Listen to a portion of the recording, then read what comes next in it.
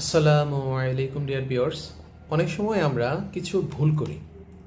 ধরুন আপনার চর্মরোগ আছে, দাউদ হতে পারে বা অন্যান্য যে কোনো রোগ হতে পারে। আপনাকে আপনার ডক্টর কিছু ক্রিম বা অয়েনমেন্ট দিল বা মলম দিল, বলা হলো যে এটা 1 মাস আপনারা ওই আক্রান্ত জায়গায় লাগাবেন। কিন্তু দেখা গেছে ফার্মেসিতে যখন গেলেন তখন আপনি একটা মলমের টিউব বা অয়েনমেন্টের টিউব কিনে নিয়ে গেলেন। ওইটা লাগানোর পর আর আপনি গেলেন না বা আর আপনি কিনলেন না। দেখা গেছে একটা টিউব হয়তো আপনার 5 দিন, 6 দিন বা 7 দিন গেল। তার মানে আপনি 7 দিন আপনি মলমটি ব্যবহার করলেন, কিন্তু ডাক্তার কিন্তু লিখে দিয়েছিল যে এটা 1 মাস ব্যবহার করতে হবে। আলটিমেটলি আপনার ভালো হবার সম্ভাবনা কিন্তু খুবই ক্ষীণ।